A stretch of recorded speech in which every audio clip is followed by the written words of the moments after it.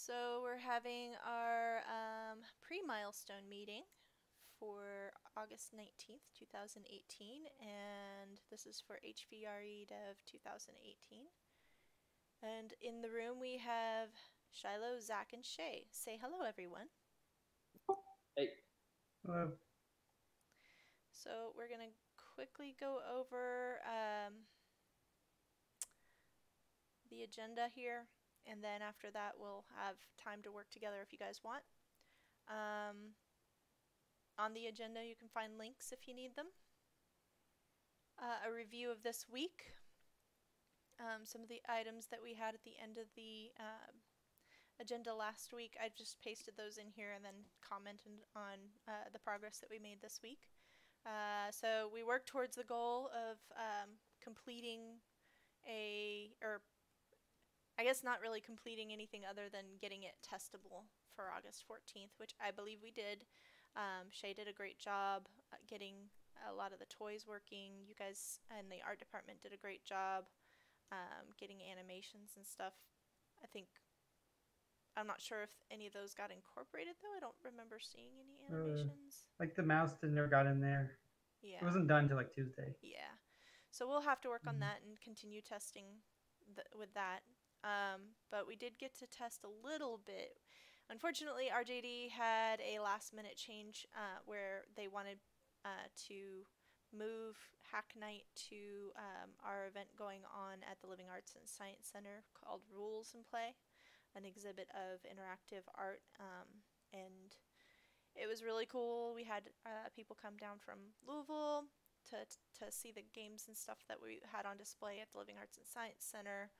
But unfortunately, that meant that everybody's attention was somewhere else. So we couldn't really grab a whole lot of people to do a lot of testing. So we'll have to try again on Tuesday night. But we did test it a little bit, and I've been testing it and showing it to people and trying to, get to know stuff in the game so that I can understand it better myself. So that's what we were doing this week. Leonard brought up the timeline for the project last week, and I had expressed that we weren't too far off track, but we should be getting close to finishing general design of the mechanics so that we can focus on just fleshing out a playable demo, and then from there iterate modularly after we continue to test and refine the mechanics of the game. Last week, Shay, and I mentioned that down here, um, he mentioned that it's important to test those mechanics and how they feel first before we build a whole system around them. So I think that's something that we're probably going to continue to do, but I think we've kind of got a general idea of what the game's going to be like. But we need to start, feeling it out. We need to work towards removing all the words as well. Right now, what we have relies heavily on words, but that's necessary just for the time being.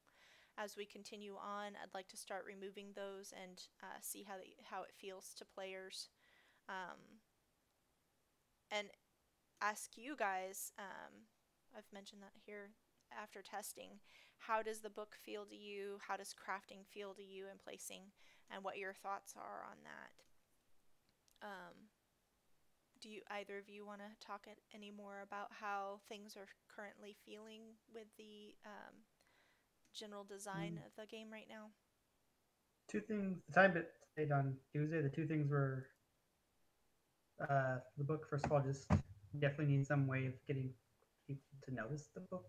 Yeah. Right now, it's just sitting there static to the side of you, and like John played and like his first. They're like, I told him to look at it, but initially he just wasn't even looking around. He's just sort of looking at the play area, and you don't really see the book unless you like turn to the side. We need to. I think we have some sort of introduction. Ideally, we'd have some sort of like the first time you play it, like it shows the book right in front of you, and then sort of goes off to the side. Yeah. You could have like an icon on the book that you can click to bring it to center screen, maybe. maybe. Um, So a lot of what the book is, I guess sometimes you might want to.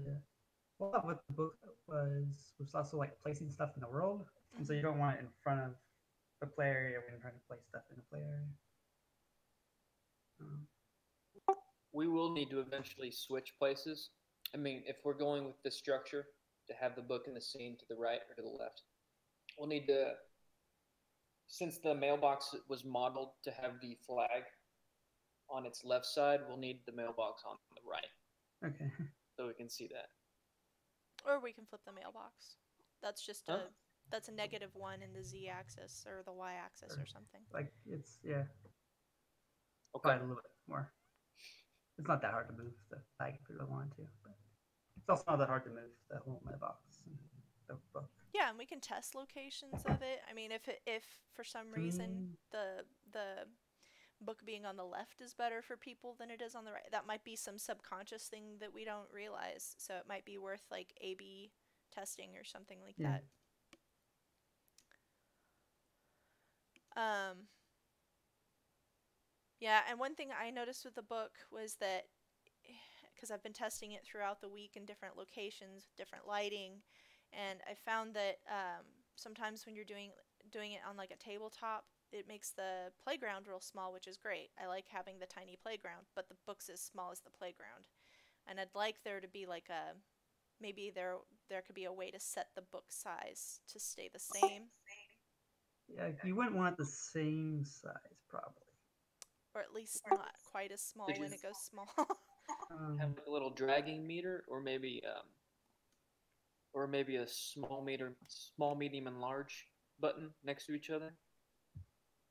Maybe not. Maybe a We had meter would be talked better. about that before, where we have like set sizes instead of it just placing whatever it like.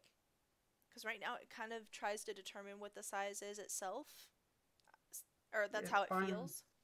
the size of the plane that it finds, Mhm. it, and it just scales to that. Which I mean, you can't be bigger than that is the thing. Or well, it might be weird to be bigger than that because you don't know what you run into. Yeah. Um, like if like the AR stuff just says there's a plane right here, you can't assume there's not a wall if you go like just past that. Um, Is there like, because it sort of you, previews you can before just you place. So if you had like 3 different sizes, you could, you know, preview them maybe before placing it. yeah. I just think Um, whatever the smallest size should be, the book would be sized appropriately so you can at least read it. Because it got really hard to read when it was super tiny. I just tried it once, but it seemed to me like when I was doing it on my desk, like I was really close to it, and so it didn't feel that small to me. But uh, we can play with it. Yeah. Like you definitely don't want it as big as. I feel like you definitely don't want it as big as normal because it'll be. Maybe that's sort of okay. Um, I is don't think you choosing can the assume that you have a lot of space. I don't know.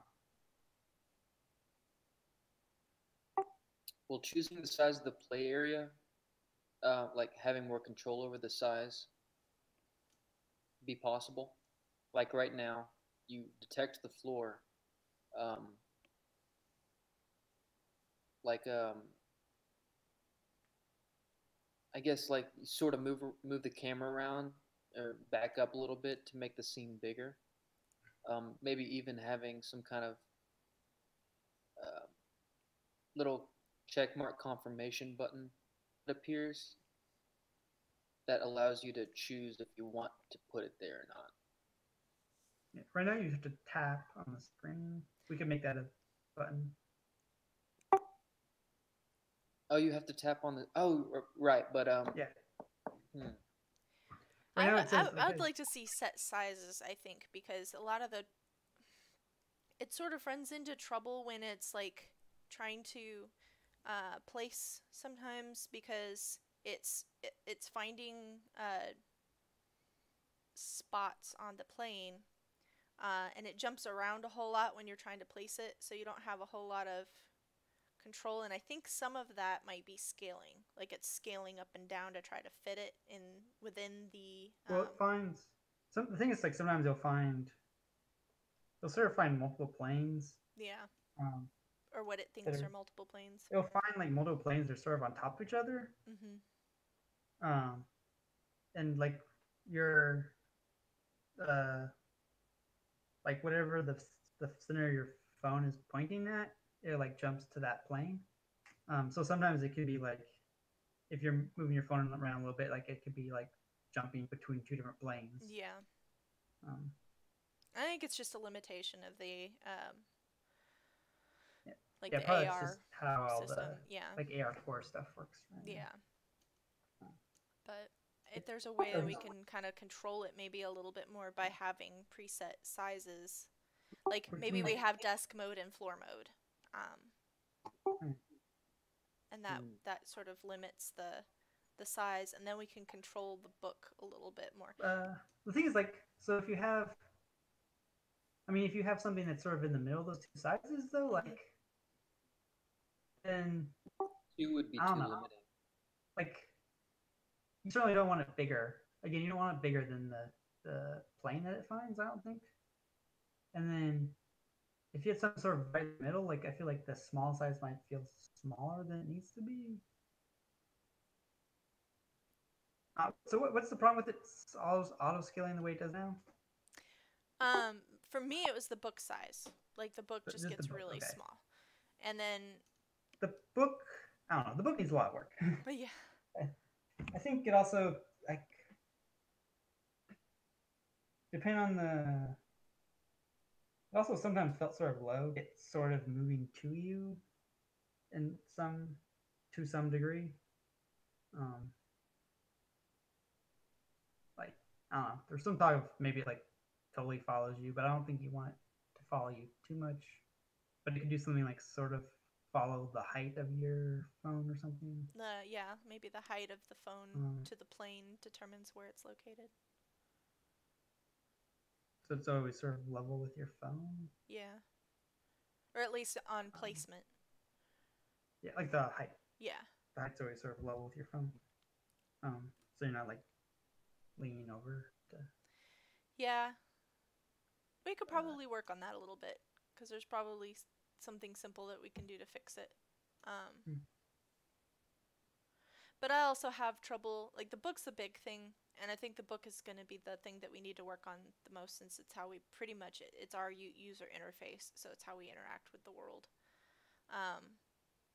So that's probably always going to be the thing that we really need to work on. But I also just like with placement, I'd like to be able to control it more if the limitations allow it. But if it's too much of a pain in the butt, then that is what it is. Because I know we're working with, systems that are fairly new technology. And excuse my computer if it starts to glitch while I'm sharing stuff, because I'm having like weird stuff happen on my screen. I don't know what's going on. Let me know if you can't hear me or something. I can hear you. Okay. All right, so we'll work on the book, I think. And then so another thing with so another thing was some of the buttons right now are sort of small. I think. Yeah, everything's got to be really nice and big. I think. And I think when we start working more with icons and images and just tapping on the images, I think that'll help because they're going to be like a third of the page. Like an image, you can still make it whatever size you got. Keep in mind to make it big. For like the laser and feather on string buttons, we probably should have like a nice illustration of each of those activities instead of the words, of course.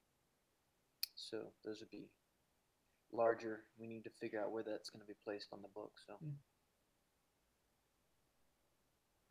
Also, I don't know what to do about this as much. The ball in the play area seemed sort of small to click on.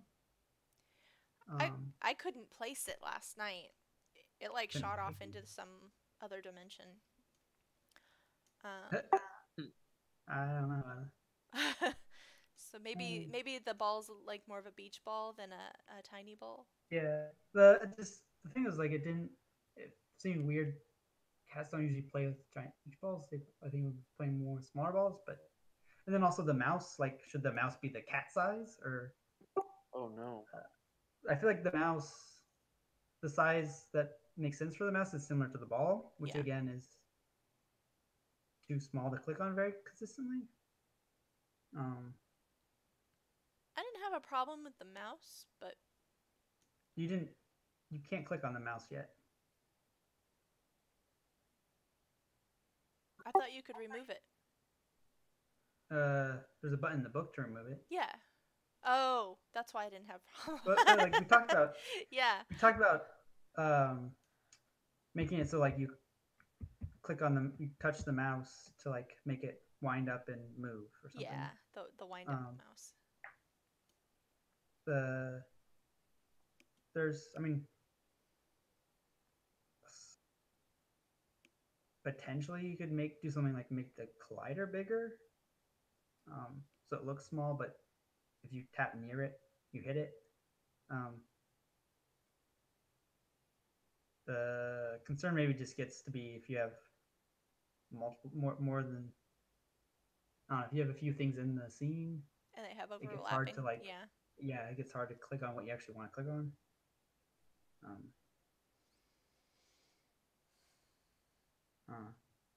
So here's a thought, and just if it's more complicated than it needs to be, then that's fine. But do we need to have a grid system for placement and management? I guess sort of, because like if there's a grid system where you only have, say you divide the play area into 8, 9 spots, or I don't know what the next iteration of that would be, but if you divided it up to a grid, you could only place it in one of those spots at a time. That would limit how many things could be in there at one time, and it would also sort of determine the size. Like if something was a 1 grid size or a 2 grid size or 4 grid size, they would take up just that grid space and maybe snap to it, just so that things didn't overlap and things like that. Would that help?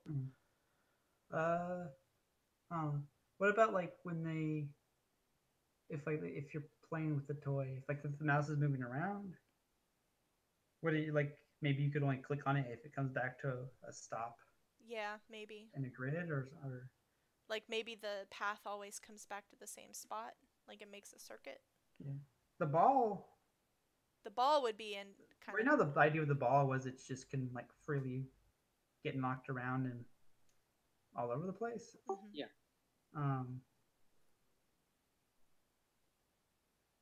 And that freedom is a good thing. Yeah. I still need to. I'll get back to you on. I haven't tested out the new toys and stuff yet, so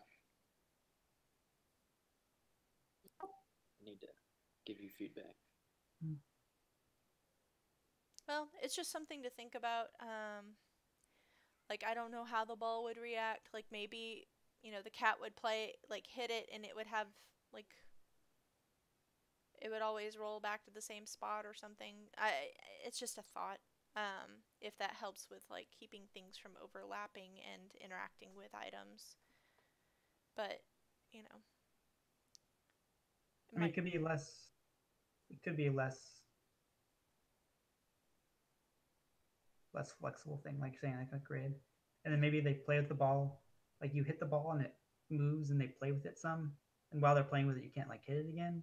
Yeah. And then after a little while, the cat's sort of done with it, and the ball just sort of magically goes back to the grid spot it started at, or something.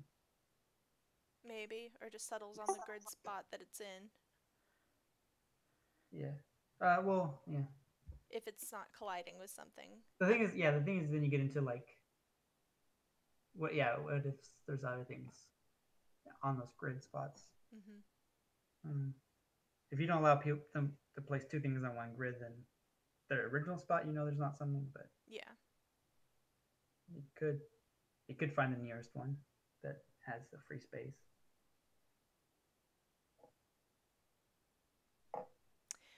Just a thought to keep in the back of our heads in case we run into a lot of problems with interacting with items.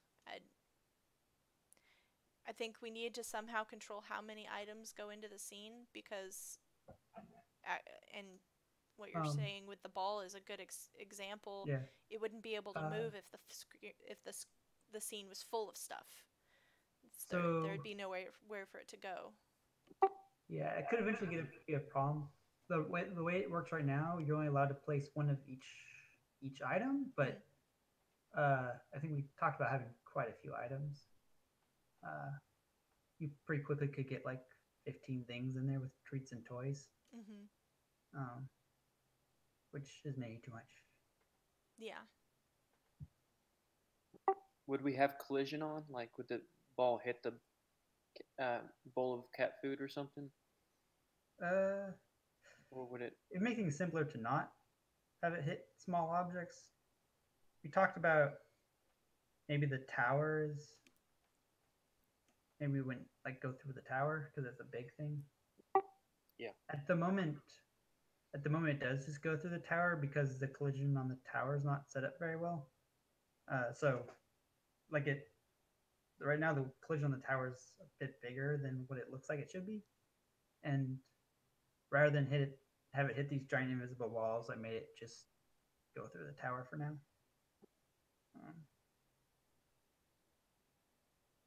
Okay.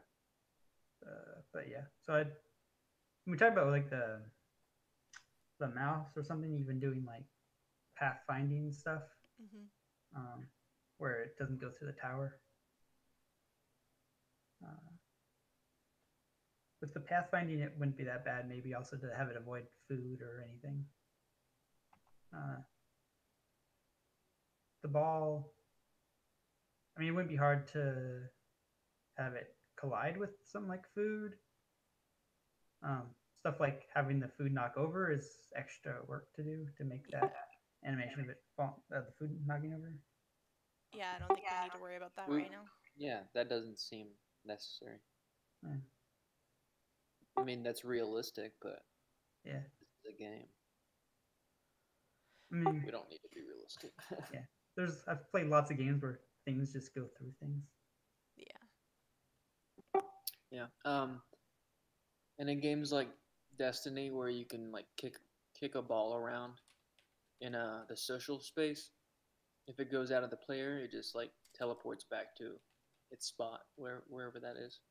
So if the ball actually goes out of the play area, you can do that. Yeah. Right now there are there's a fence, so it sort of makes sense for 3 of the walls, and then there's like a 4th invisible wall. It just sort of hits the walls of the play area right now.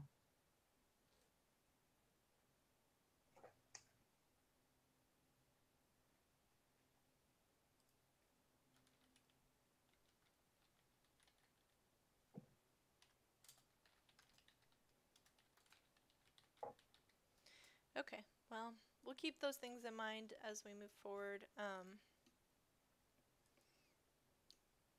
We'll look at, make sure that we don't add too much work, but also make it as user-friendly as possible. I think that's kind of the goal. Yeah. Again, everything should be big and easy to click on. And yeah. And if that means, a little oversized, then maybe that's how we need to do it.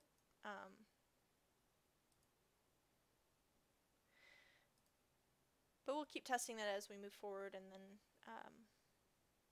maybe have like some A/B testing where we just scale it up. How hard is it to just increase the size of things? It's probably it's not hard to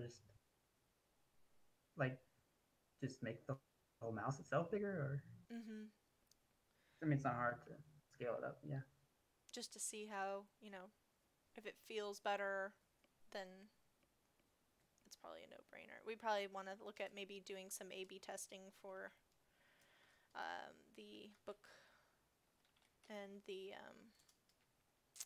mailbox location,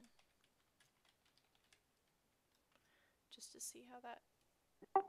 Yeah, like the mailbox might be the best on one of the in front, but it could even work maybe At the back. in one of the back corners. Yeah. Or maybe slightly behind a fence. I'm not sure. I mean, you want to, like when a letter comes out, you want it to be sort of right there next to you. Yeah, that makes sense. I mean, we could have it animate from the back of the play area. We'd have it animate up right to you, wherever you are. But yeah. You also have to click on the mailbox, I think. So yeah, front makes more sense. sense. Sort of big though, so you might be able to still click on it from the back. And that might be a good spot for it, just so that because it's visible. We should, we could try a few different spots. But I think that since it's fairly easy to move around, like it's not.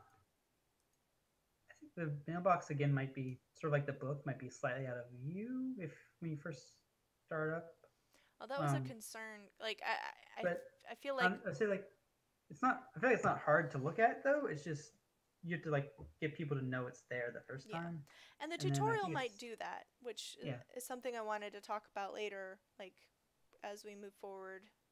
I think that maybe working on the tutorial would help us to focus a little bit, and start working on these things more, what's the word? Just with a more critical eye, so that we're looking for something more specific, instead of just sort of this vague notion of what we're trying to accomplish. If we're, like, I'll bring up the design document.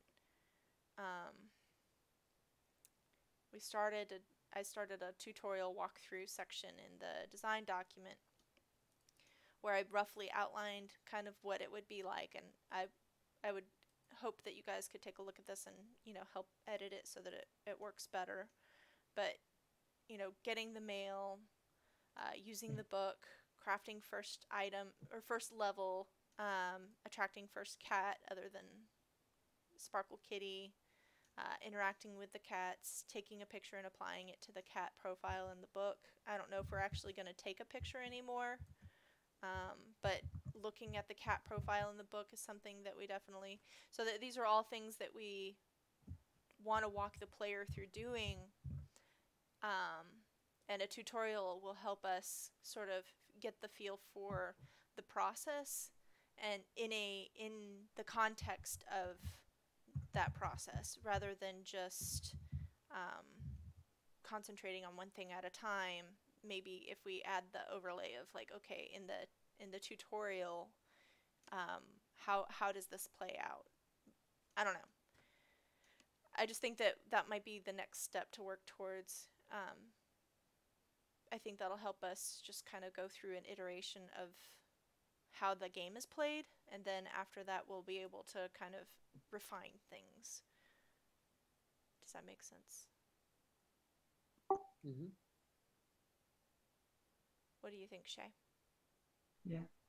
In terms of actually like getting tutorial in there, there's like the mailbox isn't even in there, so you sort of get the mailbox. Yeah, get some of that in there. So.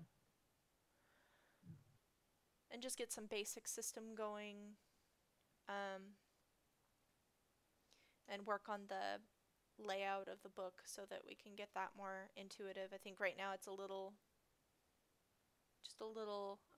needs some TLC, but it works for the purposes of what we were trying to accomplish for the 14th. So,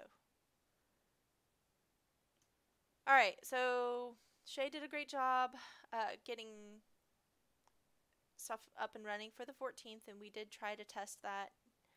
Did you want to talk about anything else from the technical department from this last week? That's about it. Okay. The art department. Yeah. Do you want to go ahead and talk about all of this? Yep. Okay. So, see, David has made a lot of progress on the mailbox animation, and is going to start working on the letter animation coming out of the mailbox. Sweet. Our future plans are to have the crafting item appear on the opened letter with a little paw print signature. So I'm going to get him that. But he has made a lot of progress on the wind-up mouse.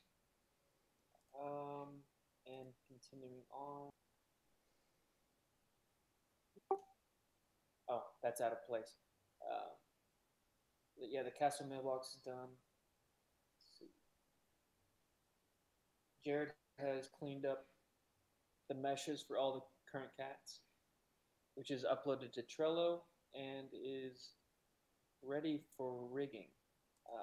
Do you guys have a different art? Let's see. Are you on it? Design art. Here we go. So let's see here. He uploaded. Doing done. Oh, cats. Okay, so here we've got some cats. So I haven't. I think they're in those. Yeah. There's the tabby cat. He's super cute.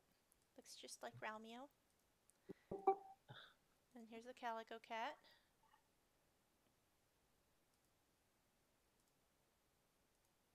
And the smelly cat. I love the smelly cat.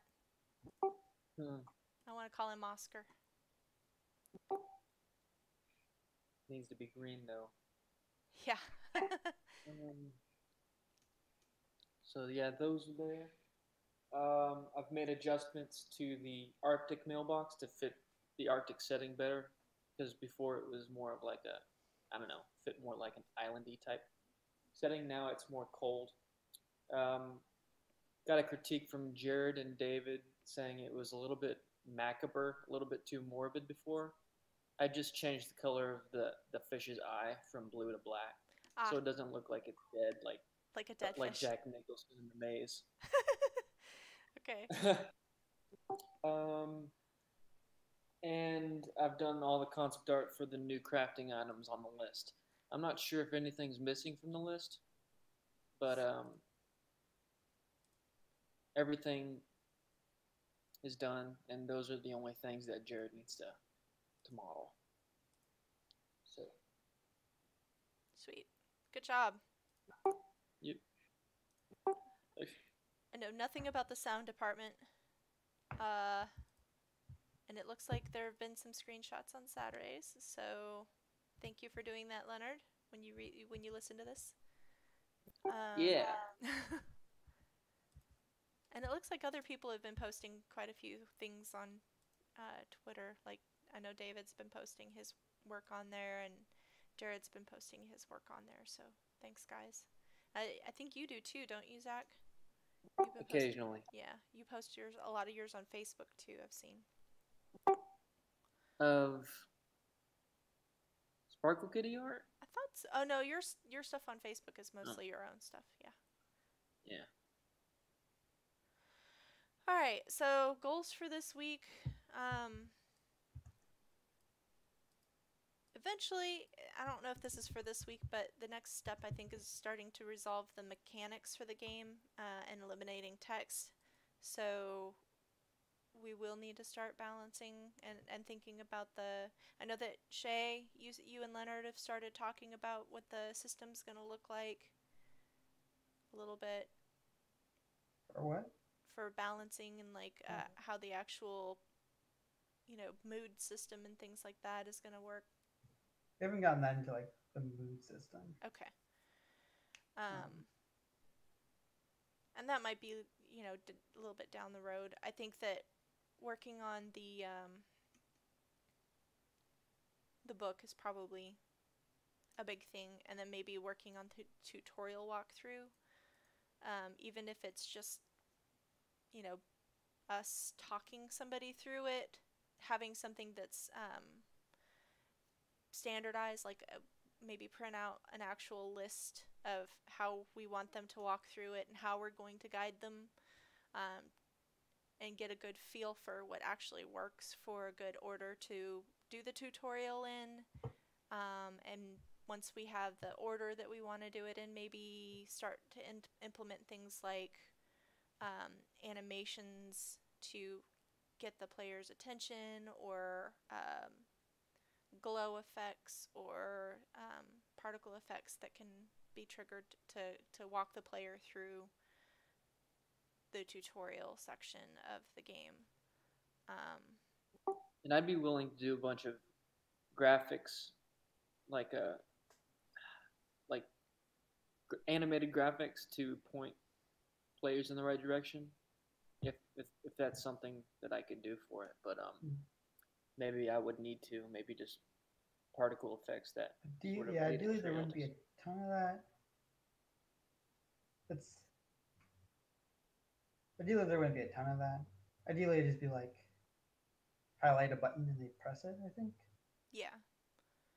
Hopefully, like if you're needing to make a change from the book to the scene, we can have like a particle effect that's like, you know, close the book and then something sparkles and points towards the play area or something. Yeah, we need to work on.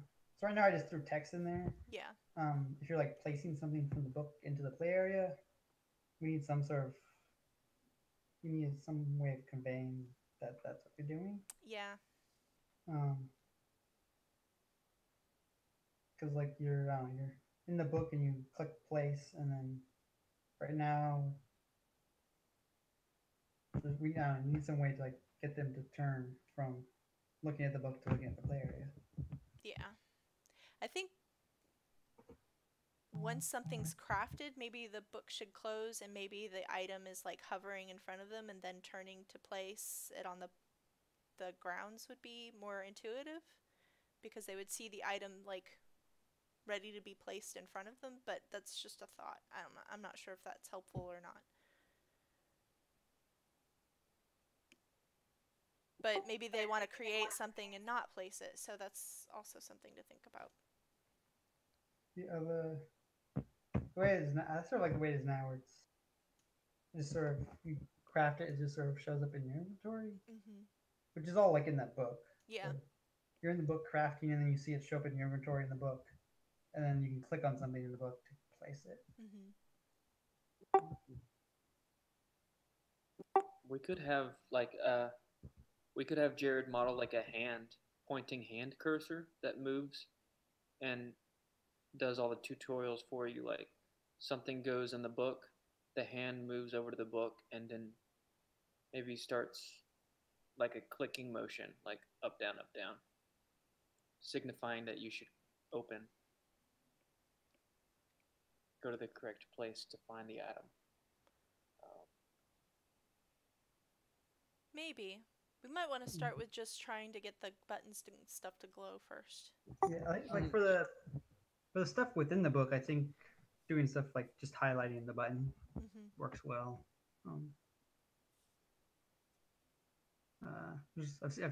I've played lots of tutorials that do that, where just sort of force you to click a button, and you know that's how you do things. Yeah, I know what you mean.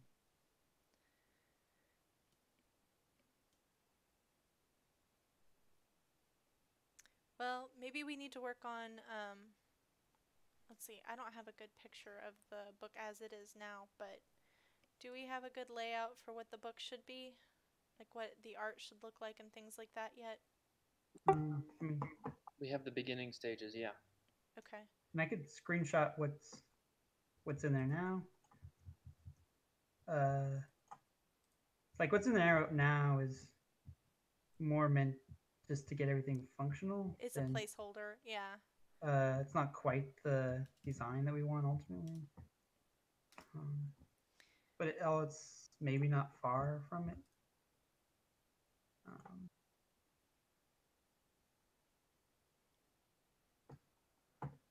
So, let's see. Do we have it in the... Is it in the design document, Zach? Do you have anything in there for it? Hello? There it is. Oh. Artwork? I just posted it in our... Oh, okay. Let me see if I can grab that. That's what you mean, the book UI, right?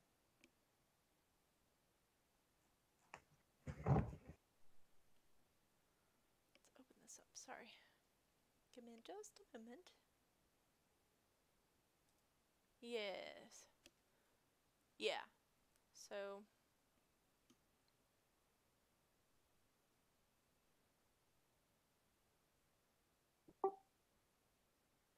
So on the right, you see all the cats you can unlock next to their regions, and once you click on the specific cat, its details appear on the left page. yeah. And that would be the same for each of the tabs, each of the yellow tabs on the right. Okay. So we could I could do some, or we could have like a little book stand holding the book, and then maybe if we wanted the idea of bringing it closer to you or center screen, Yeah. it could come off the book stand.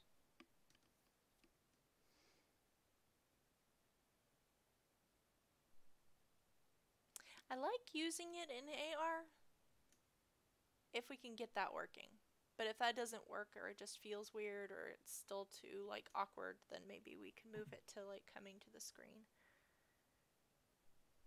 Because it's kind of unique that right now you actually like interact with a book in the world to interact with the game, and that's an interesting concept, and I'd like to see if we can get it to work, especially since it's kind of where we're at right now. But I do like the idea of like a book stand or something, maybe holding it up to bring more attention to the fact that it's there. And I like what Shay was saying about like it reading your height according to where your phone is in relationship to the placement plane, so that it's at least at the height that you'll be working from. I think that'll help. What if you're like sitting? If you were standing and then you decided to sit, would it adjust? Like, yeah, my thought is it would just constantly follow you. But to like, it would be to the side. Yeah, like the height would just sort of constantly follow the height of the thumb. You wouldn't be able to do a book stand then. It would just be a floating book. Unless the I like book stand changes constantly. I think that'd be great. I mean, player look to their right, they'll see the book, they'll realize that they always have this book right there. They can turn to and interact with if they need something from it. So it's definitely a good option. Yeah, we could try that and see how it works. Because right now having to squat down and get so close to the ground is kind of awkward. Like it works when you're sitting pretty well, except it's really small. But I think the icons will help with that because the icons are like when the book is bigger and you have these larger icons, they'll be easier to interact with. Mm-hmm. But what would happen if you went around the scene, if you turned? The book will stay in the same spot, but the height will change depending on where your camera is or your phone is. So it places it in the world until you close, and then you can replace it.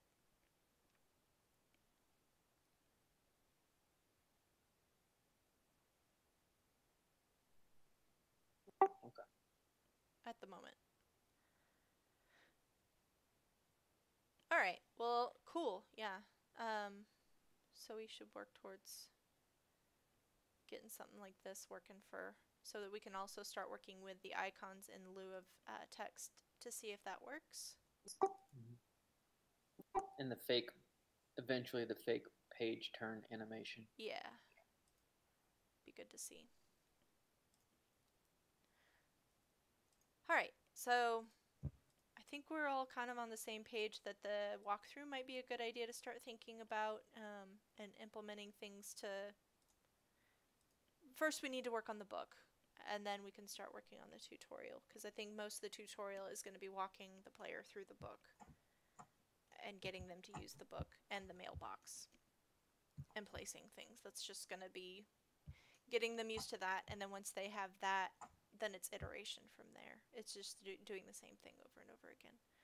So I think that would help us because that makes certain that we have everything in the game that we need to have in the game. And then we can build on top of that. Does that make sense? Mm-hmm. Okay. So goals. That was the goal for general project, and that's probably design too, because we'll need to work on getting the book up to date.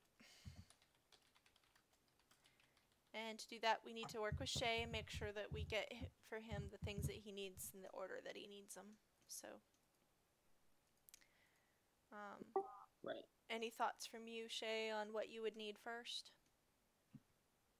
Um,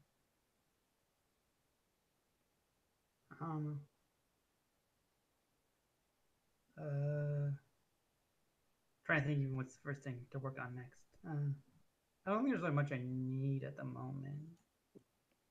Do you need help with anything? Is there anything I can do personally? No. Okay. Oh. Well, you just say the word, sir, and I will help where I can.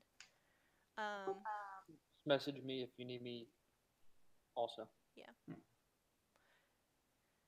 Okay, so, and then it looks like art department has some goals for the week. Yep. So, let's see. Jared spent his time with the cleaning up the meshes. So I have for this week for him to increase the size of the gems on the collar. I guess Shay, you said you were going to handle the color, the color of the whole collar. So yeah, and then, setting colors I can just easily do.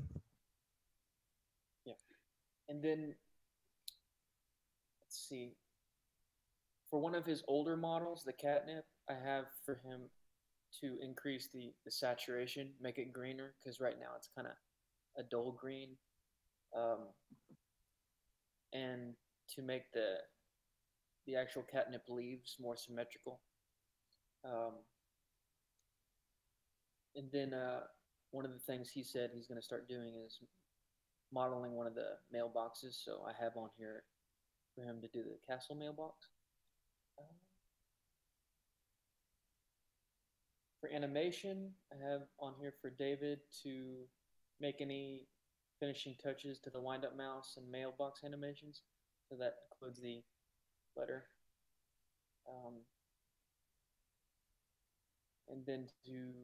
And then for David to check the rig on the cat. And I'm going to begin more concept art for new cats. Sweet. Sounds good. Hey. Do you have anything technical department? I kind of skipped you.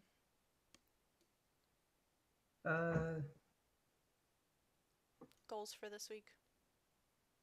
Not sure exactly at the moment. You try. Oh, you figure that out. Okay. I'll feel sort free of want to get. I don't know. Sort of want to talk to Alia again about the mailbox. Okay. So the mailbox, sort of like to have it done soonish. I gave it to Alia to do, and I haven't gotten any progress from her on it yet.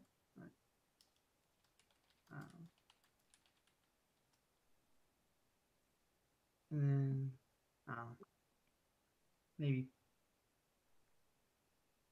maybe play with some ideas for refining the book a little bit.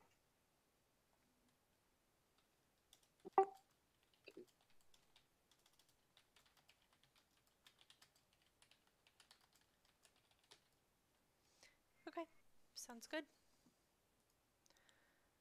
I think those are good places to start.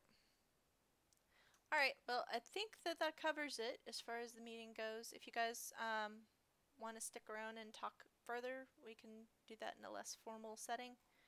And I will stop streaming, but for this week, does anybody have anything else to add? No. Okay. Great job. And I'm going to hit stop on the streaming. Thanks for watching if you're watching. And if not, cool. Bye.